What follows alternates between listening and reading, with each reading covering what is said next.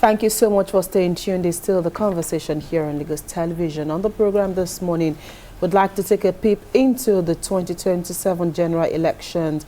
And one of the men, of course, that Nigerians, have been waiting to make a decision, which he finally did last week, was whether or not he was going to remain in the Labour Party or join the ADC, which he finally did last week. Today, we'd like to take a look at what his movement to the ADC will mean and whether or not this could swell the chances of the ADC in the 2027 elections. I have two gentlemen in the studio this morning, and together we'll be taking a look at this conversation.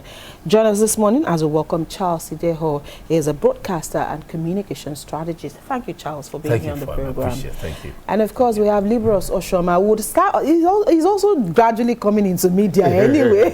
It's an accidental media man. Of course, at the moment, he's still living with his law, and he's a lawyer and a political affairs analyst. Thank you, Libros, for coming on the program. And Happy New Year, gentlemen. Thank you for being here.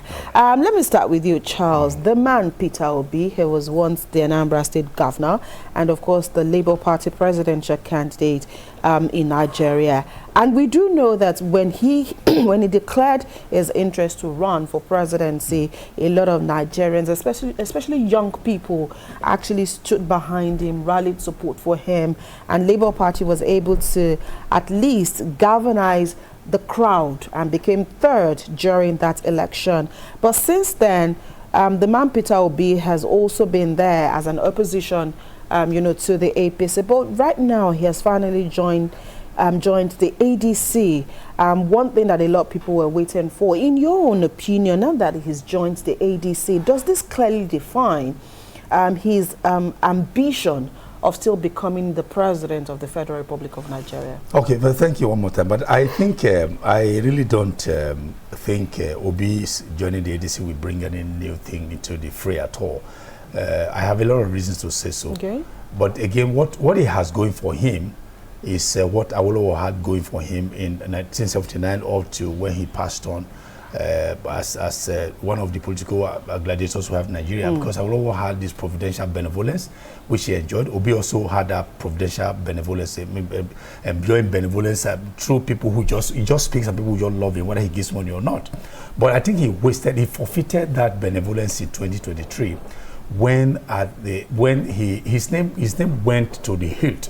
But he could not manage organization. What I mean is that first, he enjoyed organic followership, particularly from the youth, as you said.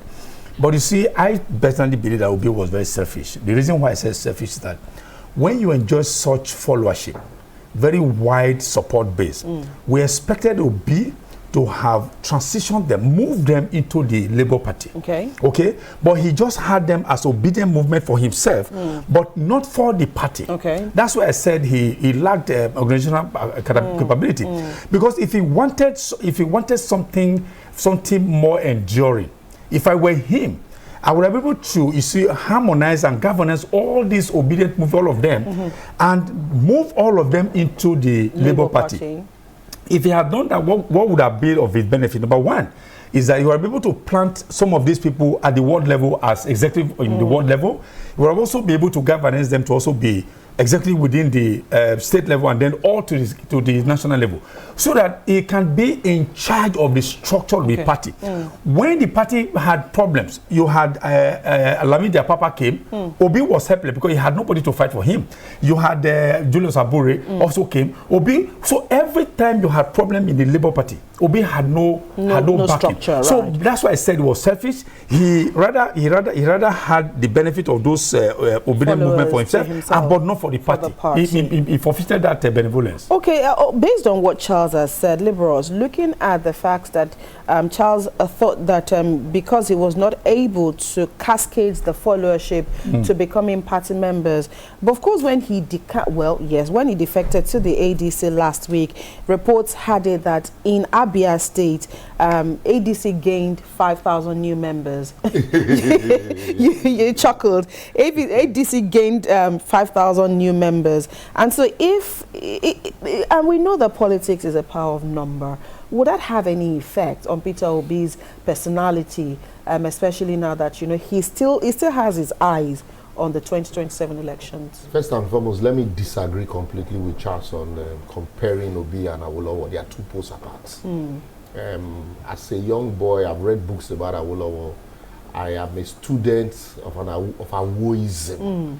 So I will not sit down here and allow such comparison because they are two poles apart. Ideologically and otherwise, Awolowo had always been, ahead of his pack. He talked about movement, galvanizing his movement and transitioning it into a political game. Right. We saw what Awolowo did with Action Group in the West. We saw what he did with Unity Party of Nigeria, UPN. Also in the West. And, how he was able to make governors in Western Nigeria. And so they are two poles apart. Okay, all right. Then, on the issue of defection, I really don't like talking about these candidates, these people, because they are not candidates yet. Yes. They are just individuals. I would rather discuss the ADC as a party, for example. What are their chances? Right. Whether Obi is joining would swell those. Because when I hear politicians say, oh, we gained 5,000, you ask yourself, when was this registration done? Because we're talking about data. When was this registration done? How many days did it take this registration to now know the particular number of those that are quickly registered for that party, that day? That you say, oh, 5,000 new members just registered. And we all know how crowds gather for political rally, how crowds are rented. Yes, Obi has strong followership in the East and in Lagos, but I was expecting the kind of popularity that he had in 2023. I would have expected it. Lagos was his base, or was his base rather, for the obedient movement, and the young people here. I was expecting that kind of buzz on the social media when he defected. Everything just fizzled out. So that means there's something wrong. That means the ADC is not discussing the issues, what should be at the top burner. Because now, we'll sit back, we'll say, Tinubu is not doing this, Tinubu did that, Tinubu did this, Tinubu, people are hungry. If I were in the opposition, what would I be discussing by now? The alternatives. Right. What are we going to do differently? If we were in this position, what are we going to be doing differently? What should we do? It is easy for politicians to say, we don't want to say it so that they won't copy us. No idea is new. Right. No idea is new. But the only thing I see is that there is nothing new to discuss. So that is why nobody is discussing the issues. All we're talking about now is the candidature. And I completely agree with him as per the gains of 2023. Right. It wasn't even that he kept them to himself. Because now, if you look for them, you can't even even find them. Right. It was that, unlike Buhari, who was able to transmutate his own followership into a political party. Right. To say, look, I felt shortchanged in AMPP. Now I want my own where I can control. Yeah. And so he now had that vehicle to negotiate when the APC, the merger came. Right. But in this case, there's no vehicle to negotiate. So Atiku has built the ADC. Everybody knows, we shouldn't miss-swear, and everybody knows that the ADC is about Atiku. Even Dati Ahmed, Obi's running mate, said it, that, look, can you contest with these people? We know how they dollarize primaries. So, they give shishi. And there is no vehicle to negotiate. These people feel that with that kind of popularity, if we drag him back here, we might be able to get some mileage. Right. Because they believe, that heads mentality. People that are following him, you really don't need to talk to them. Right. He's just there. Just show them his face. And so that's where the big question is. Is he going to be the presidential candidate or is he going to be the running mate? Yeah. Then if it's the presidential candidate, then we can come back here now and begin to talk about the candidates. Right. But if it's going to be the running mate to an article, for example, then there's no need to discuss it, but just the party. Okay.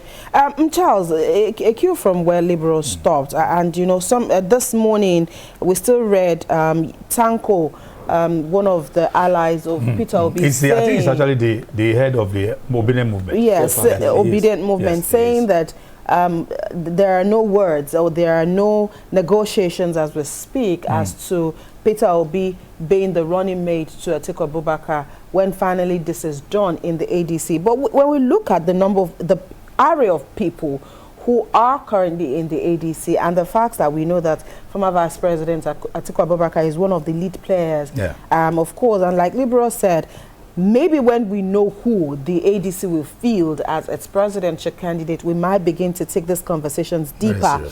But from what you've seen so far, from what the ADC is flying so far, is there any possibility, is there anything that can change at all that will make Peter Obi the presidential flag bearer of the ADC? Okay, before I say that, let me quickly, you know, he disagreed about... You want to disagree with him as well? No, it's not, but I want to just quickly stress the matters to understand where the basis upon which I compared Awolowo and Peter Obi. Because I benefited from Awolowo's legacy because I went to school through by school education. So free education.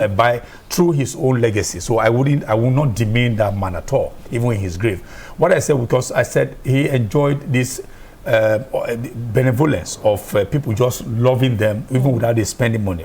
It ends there. Awolowo spent well, but Awolowo each time he went somewhere to train me. So okay, that's okay.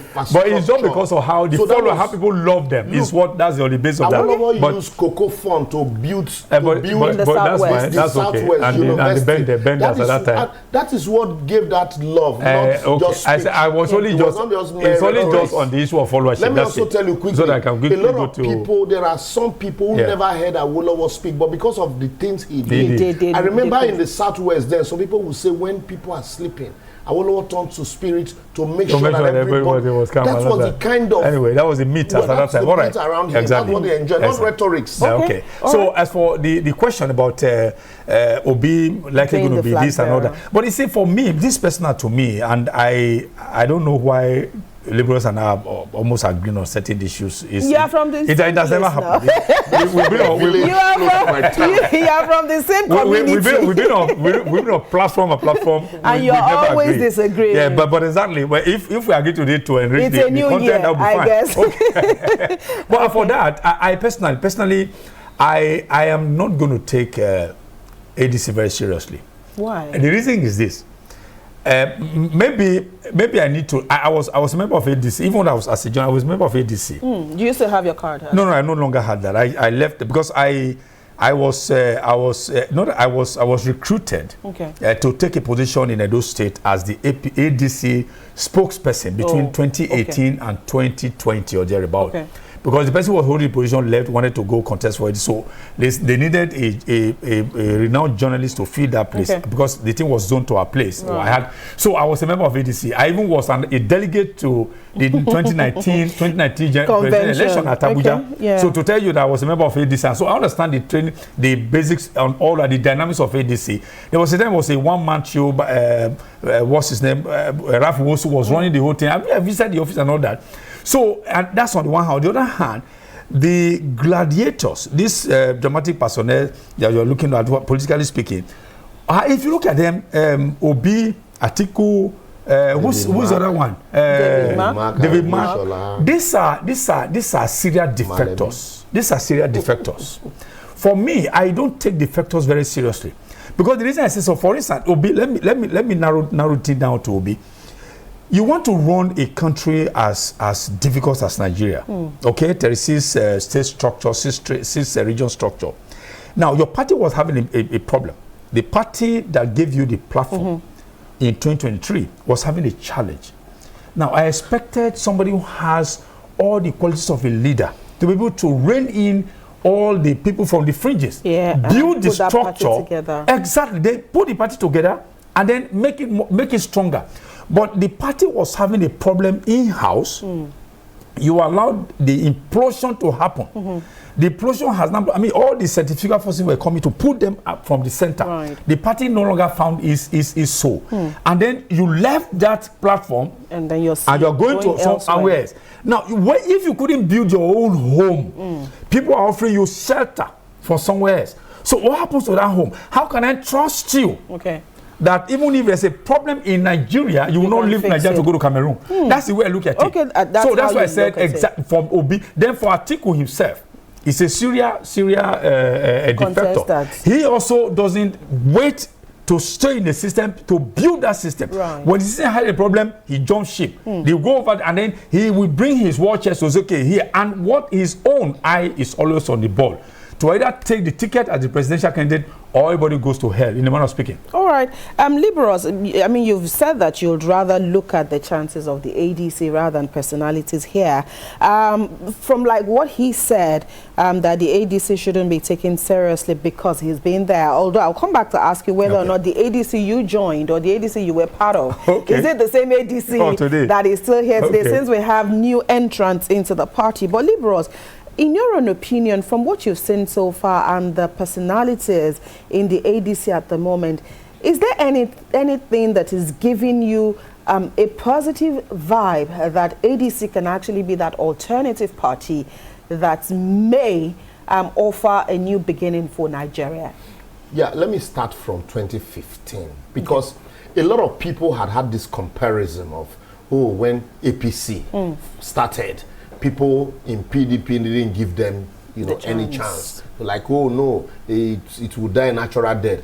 But it's, the ruling party today. They are two different. They are, like I always say, they are poles apart. In 2015, you had a president who said, look, my ambition is not worth the life of anybody. Right. And so even his party members were betraying him serially. He had no qualms about it. But for now, 2026, you have a president who knows, I want power. And everybody is singing on your mandate, we shall stand. And the governors, unlike 2015, governors are defecting into his party, not unlike 2015 when they had the governors and the president couldn't put them together. Right. This is somebody who knows how to use power. You had somebody who does not know how to use power then. So, and then also in 2015, you had people who had not tasted power at the center. Right. Who people fed. They tasted powers at the state level. And some of them did, one or two wonderful things at the state level. And people fed.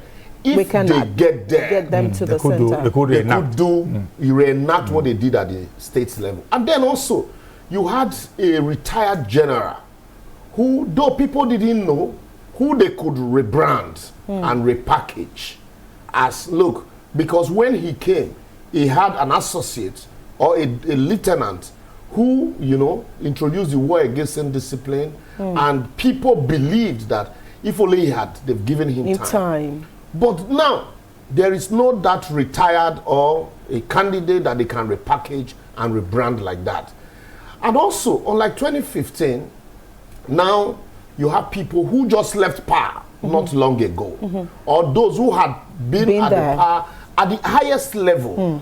People like David Mark, who had been there, and who people cannot really point to what they have done. Right. If this new minister for Interior had not come, maybe Aregbesola would have still had something to hold on to. Right. But currently, Olubunmi Ojo had so dwarfed Aregbesola that Aregbesola has been reduced to a public holiday minister. So people didn't know that the Minister of Interior could be this, impactful. Dynamic, right. And so you had somebody like Aregbesola, and then you have Malemi, who was an attorney general. People felt he did not do so well, and who today is facing trial. Right. So when you have all of these people, unlike the ADC, unlike the APC then, who people could say, yes, these people have not tasted power at the center. Let us give them a chance. They will do well. But today, that's why the people you have there are people. You have Amechi, who just left the same Buhari that people are complaining of. thank God also to the book about Buhari from soldiers to statesman. And people are saying that in his time, you could even plant stories in newspapers. And who were the strong men around him? The cabals. So you heard Amechi who said he was hungry. And then he has Wike to contend with. So when you put all of this in the mix, and then you couple with the fact that the ADC itself is not discussing the issues. Right. They are not discussing what they are going to do differently. They are all hungry. And the only thing you can draw from hunger is that, because you are no more in power, that's why you're hungry. And so there are no issues. Okay, what are you going to do differently? Are you going to revert the subsidy? Are you going to reintroduce the forest disparity? Are you going to remove these new tax laws? What are you going to do differently? Okay. Nothing. And just also take an Alhaji Lai Mohammed. No matter how much you want to hate him, but as an opposition leader, he was top of his game. But today, who is that leader? Who is that spokesperson in that party that would consistently give the ruling party a run for their money, except when they're invited, once in a while. Except when he's invited to speak. Unlike Alhaji Lai Mohammed, who has his hands on the lever, and who could issue 40 press releases in a day, and they will not trend. Right. Now, it is no more like that. So, when you look at these people, and they don't understand the power of the media. And so when you look at them, there are some Nigerians like me, I'm like, same of the same. What's that? Right. Same of the same. The devil you know is better than the angel you don't know. So that was how these angels came. Okay. They, propaganda, and now we know better. Right. So these other ones that were there, they were part of this propaganda machine. Now there is quarrel. Are we sure that they won't even be worse? And that's why I would say, if I were Obi, I would say, I want to thank God that I didn't win the election. Because Nigeria, as presently structured, will always have these challenges until you restructure it fiscally and governmentally. You're still going to have, you can't sit down in Abuja and construct all the roads in Nigeria. It's not possible. Right. So all these are the issues that nobody's talking about. Okay, so for you, begin to talk about them, ADC will just, they won't even come to the party, not like 2023 that they were in the party. Okay. Yeah. Right, Charles, so again, I'm going to go back to what you said earlier, that if you were Peter Obi, you'll probably have stayed put in Labour and build the party, own the structure, and then be able to call the shot. But in that same light, if you look at the man, Peter Obi, and what he enjoyed before the 2023 election, and now that he's jumped ship and now in the ADC, peradventure, if he gets the ticket of the party, do you think there could also be some sympathy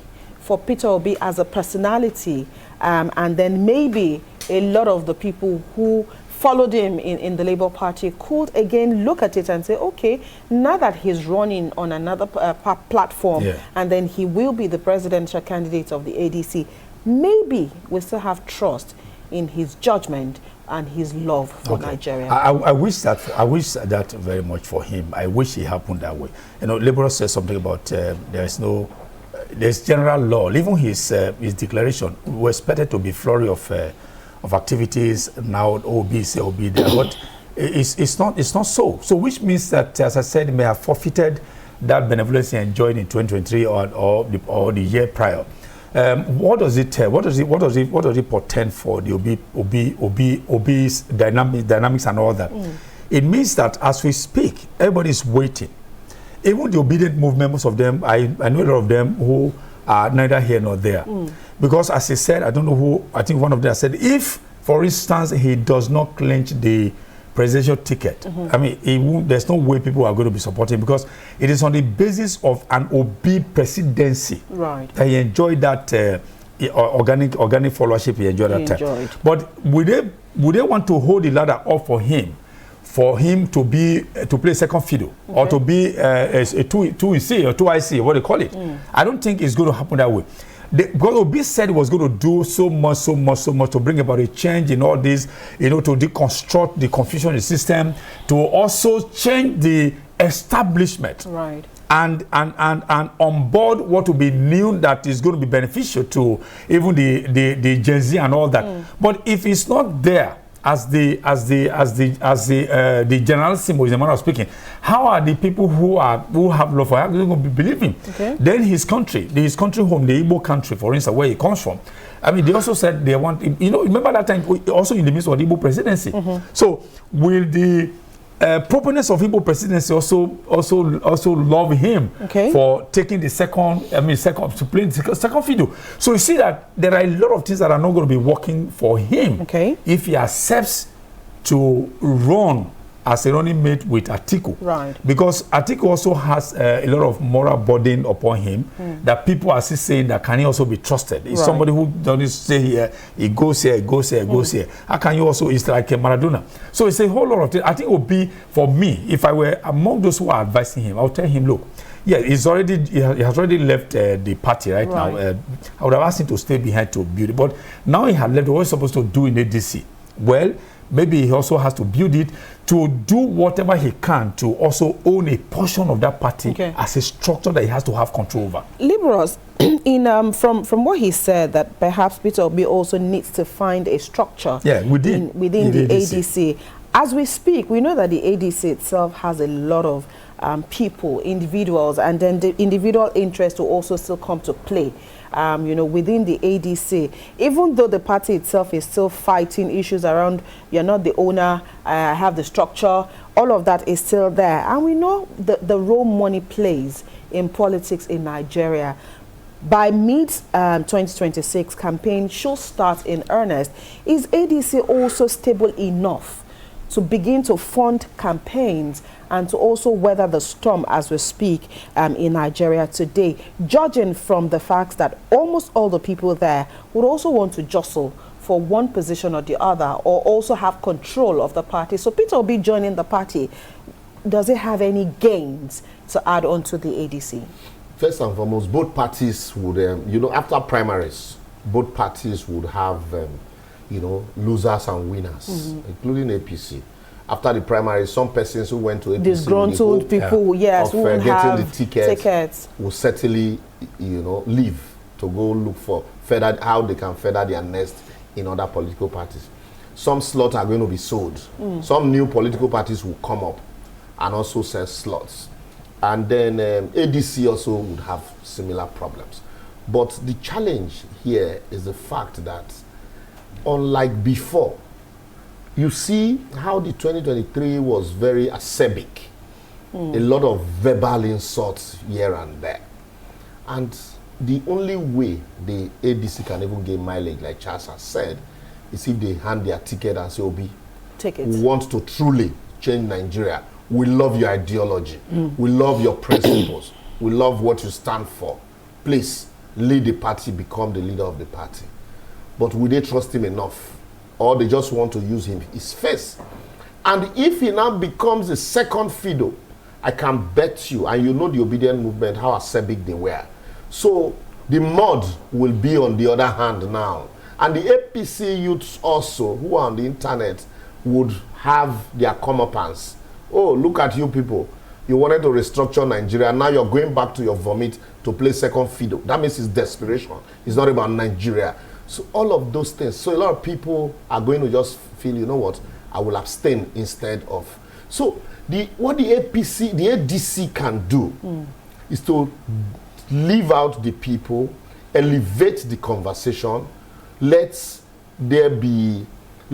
can build around Obi to see if they can bring back that popularity to say, yes, we truly mean well for Nigeria. We will give him a free hand, because the kind of people that are around him, the hawks, a lot of them, Nigerians also don't trust them. Nigerians don't trust them. All the David Marks of this world, all the Atiku, all the Amichis, all the Manis. Because of the antecedents. Yes, because they are not different from the ones in APC today. Right. They are all together. It's a change of nomenclature. It's a change of nomenclature and a problem. And the names even, they sound alike. Yes. So a lot of them had been together. So Nigerians still don't trust both sets. And the only person out there is Obi, because because he's flowery oratory. And so if truly those things The party cannot build around those things that were said in 2023 and how they can be gained. Certainly, I do not, like I said, I do not see them even coming to the party. It would be like 1983 election, where even though, because mind you, you can't take away rigging. Definitely. Because you talked about money. When you are alone, you can decide not to give shishi. But when you are now with people who also want to give shishi, you can no longer say, I don't give shishi. Right. And then when you now have a president who knows how to give shishi, and he has governors who are moving into his party like mangoes are falling from the sky. And these governors, they tell you, do you think it is out of place for, or it is ordinary that APC government at the center is singing to you that your governors have more money, your governors have more money, your governors have more money? Look at the governor of Plateau State saying he will bring 1 million votes, even though the total number of registered voters is not up to 1 million. My own governor is saying 2.7 million votes. And wasn't the total number of voters in your state. So you can't take out rigging and big spending also to ensure that the margin is so wide that you wouldn't even think of going to the tribunal. So maybe for the first time in 2027, you might have a presidential election where the opposition would say that they will not go to the tribunal. Right. You know, if the ADC does not elevate the conversation, because what they are basically doing now is pettiness and people. Yeah. They are not addressing the issues. They need to address the issues. What is causing this suffering? How are you going to do it differently? They are constructing roads from Lagos to Calabar and another one from Sokoto to Badagry. What would you have done differently? If you were there. If you were there. Right. What is the resources available to Nigerian? And how is it being used? The insecurity in the country. What would you have done differently?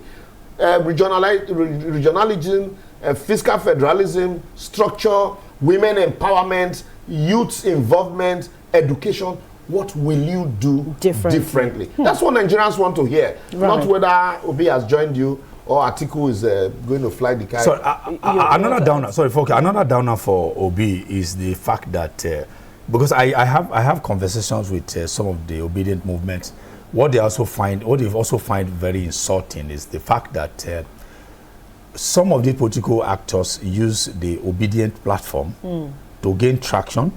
They went to House of Assembly, House of Reps, and after they got there, now they are jumping so ship. Most of them will say, okay, if we support you, we give you this platform. We raised the stakes in terms of awareness. And you didn't give shishi. And you didn't give shishi, and then you got we had the ladder off for you to. And then now you're joining another party. So how can we defend how can we defend you for doing that? Okay. How can we also trust you in this dispensation that when you use our platform, when we use our support, when we use the awareness we're creating for you, they get in there. Right. You're not going to also live there. So Obi has a lot bridge of trust. Had a lot going against him in this dispensation. Okay, so I'm going to ask both of you this particular question.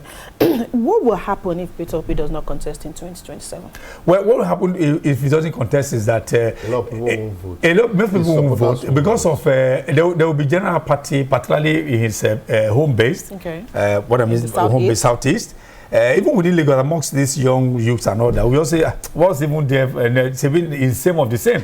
So I think he also has nuisance value. Bringing nuisance value into the political place. Because you know why I'm saying so? Seriously speaking, not most of his supporters might, I would use the word, might not vote. But in the same vein, the only job available in Nigeria today is political jobs.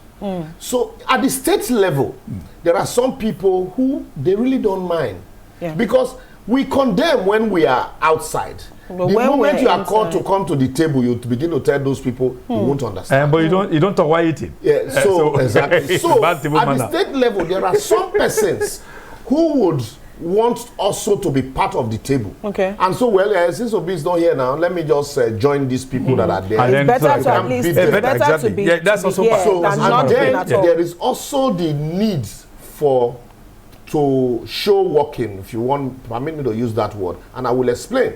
Some governors also will want to show the numbers in their states to say, you know what, we deliver with so and so number, and we deserve so and so portfolio. Because from what I learned is happening between Makinde and Wike, it is the ministerial slot from Oyo that others, Wike was given a ministerial slot, but Makinde, who also supported him, was not given the opportunity to choose the minister from the states. Mind you, he's in opposition. You know, so some of these people also will negotiate and said, you know what, since it is like this, let me see what I can get. And that's why, because I've asked myself, what is Tinubu telling them that would make them just say, you know what, my party is dead, I'm coming to join you. I'm giving you the structure. And now Fubara is singing a new song, you know, no follow Kona Kona, you know. So why are they all like 2015?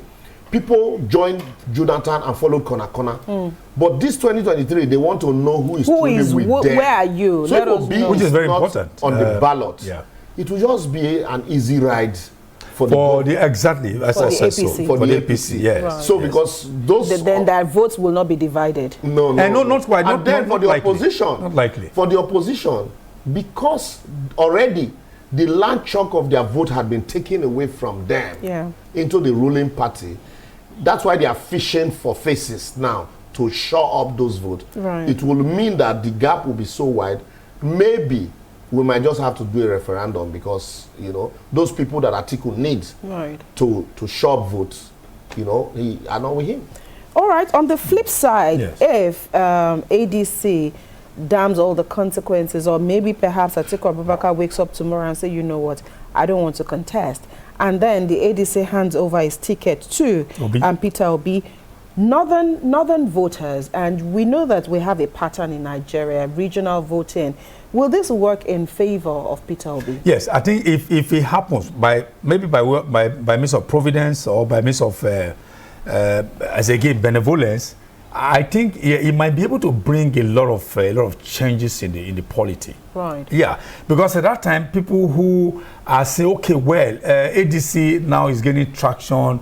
Yeah, they have accepted our man. Now they are saying, okay, he's not going to be playing second fiddle. They are trying him one more time. Yeah, he may be able to resurrect exhume the. No. I know that liberals is not agreeing. And that's why I'm using a probability. So he might be able to rake in some of the from the fringes. Yeah, okay. I think it's going to work with. If for me, a race having Atiku run against Tinubu, the Obi's own will even be more. If Obi is on the ballot for ADC, the race between Obi and Tinubu will even be even more strenuous than even that of Atiku. I see you don't agree with that submission. For the northern vote, because you asked specifically about the northern votes, for the middle belt, now currently you have a challenge, Christians and Muslims. Yeah. You can't take that away. Are the Christians happy with the insecurity?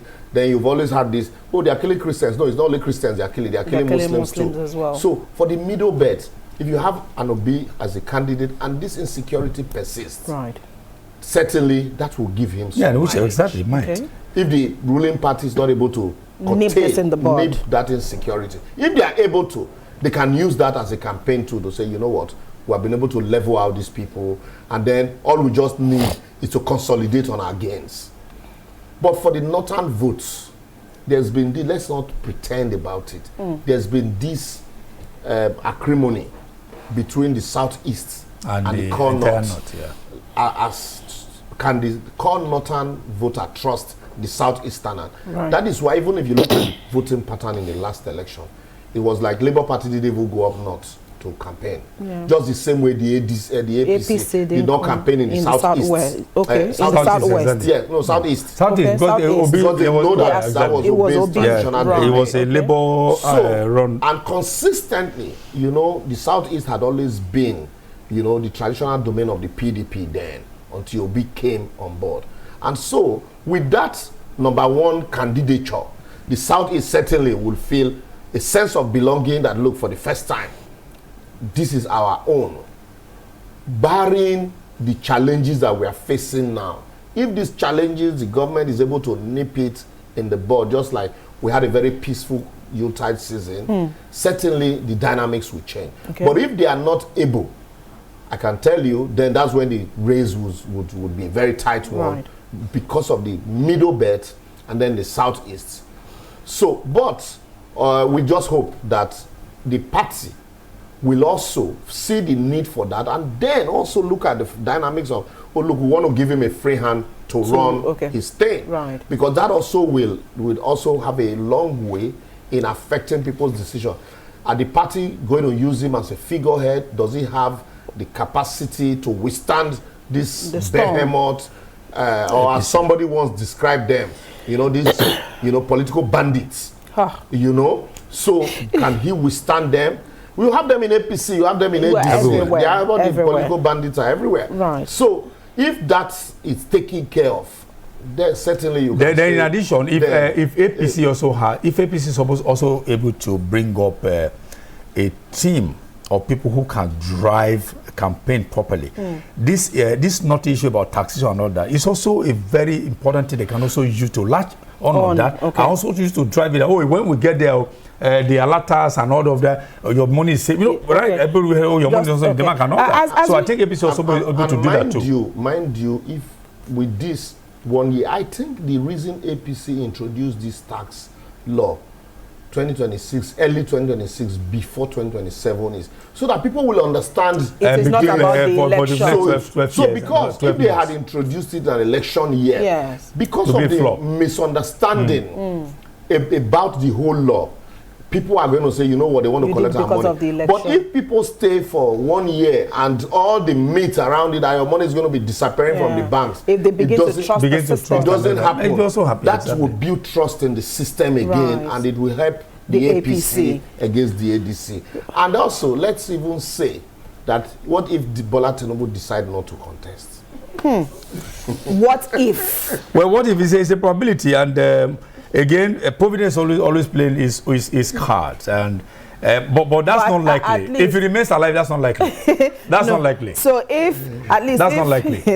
It's not, because you know why? I'm not going to play the devil's advocate. Do you know why? Do you know why? Because he's a man who, of course, the Milocom ideology. And then you